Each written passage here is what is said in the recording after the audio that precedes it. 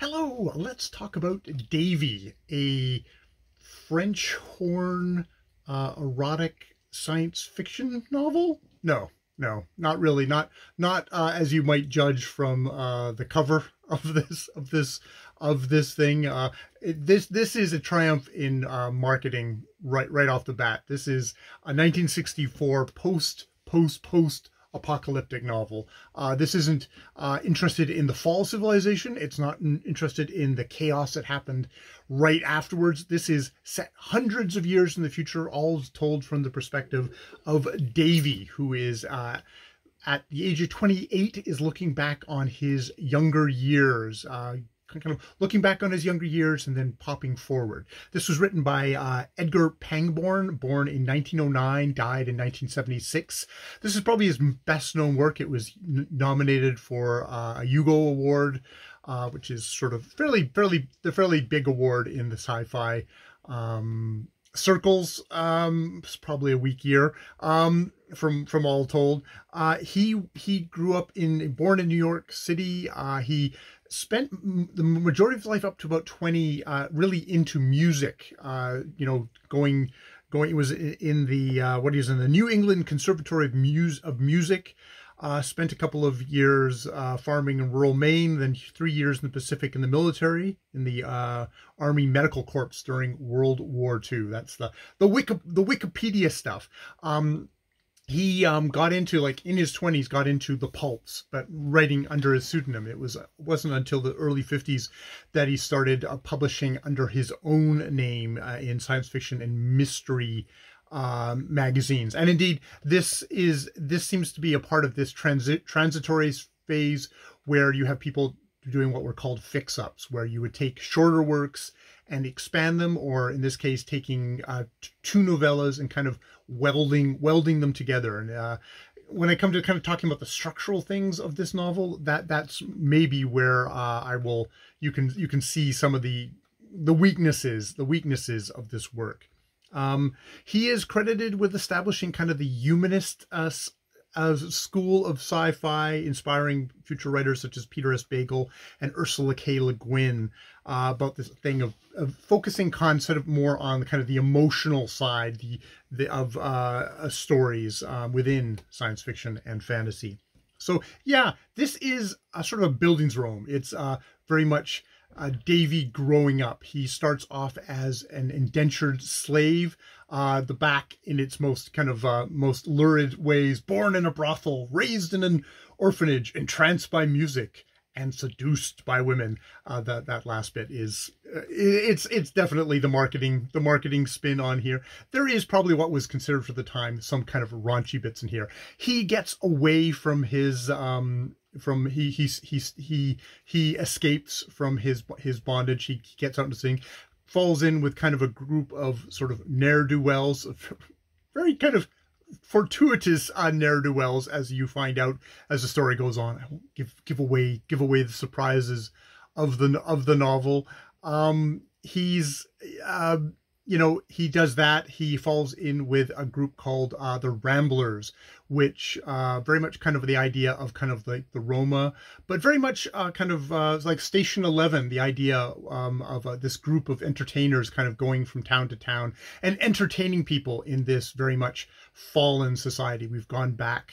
There's been a nuclear war hundreds and hundreds of years ago, and everyone has fallen back into kind of an agrarian, theocratic society of little states. This is all kind of in the northwest of the United States, is basically the small kind of area where this story takes place. And yeah, very much theocratic. The view, Davy is always an outsider to this. Him starting off as a slave and wanting nothing to do with that. It's a theocratic society where religion rules, and it's very much a view of religion as a repressive force. I mean, it may be a stabilizing force, but it's also very repressive.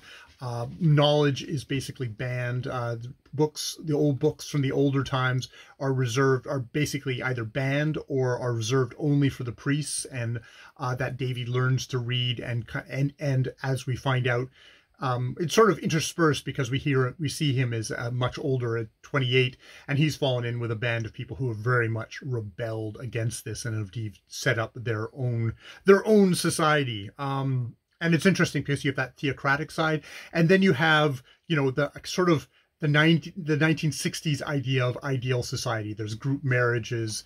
Women are actually sort of allowed to do what they want to do, though it definitely has that kind of 60s free love, which seems to very much favor dudes. There's a couple of conversations of young Davy has with his educators, women who are educating him, and it's like, oh, you shouldn't be so polite. You need to be aggressive. You need to not take no for an answer and stuff like that, which is pretty cringe-inducing.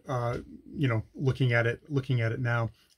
I'd say it's got this kind of very amiable kind of almost like Huckleberry Finn tone to it, in that Davy is talking in kind of a patois. You may or may not enjoy that. I ended up finding it fairly charming as it went along. The fatal flaw of this book is pacing. It is switching. You follow along him as a young man, but then suddenly it screeches to a halt, and you get kind of a little bit of him in his later days, which you don't, with a different group of people which you don't care about.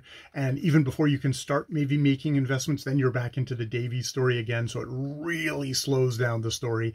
And I mean, it's a picaresque story to begin with. He is very much kind of Huckleberry Finn, kind of going from one thing to another adventure, which is fine, but and you're exploring a world. Other things in the book, you know, there's definitely a view of religion, which, you know, I'm an atheist, so I'm okay with. I could see other people being like, well, that's a pretty limited view of the possibilities of religion or what religion might be. Might argue also that it's maybe a slightly historically based in exactly how religion pre-scientific revolution did try and control things. There is a whole thing here of there's background radiation still. So children are born who are called Mews, which are basically they have mutations or whatever.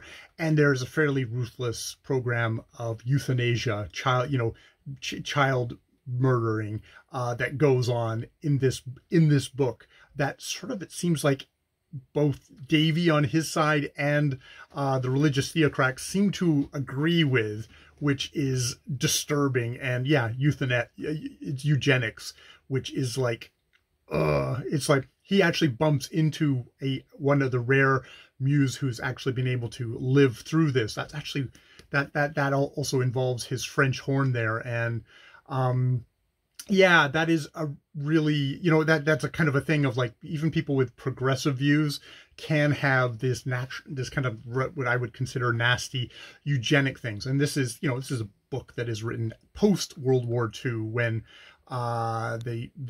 unfortunately maybe the logical extension of what can happen when a state believes in eugenics happened under the Nazis. So there is that. I really enjoy the music in here.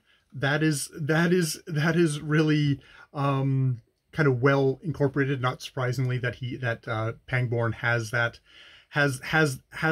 kind of thing. You know, but it's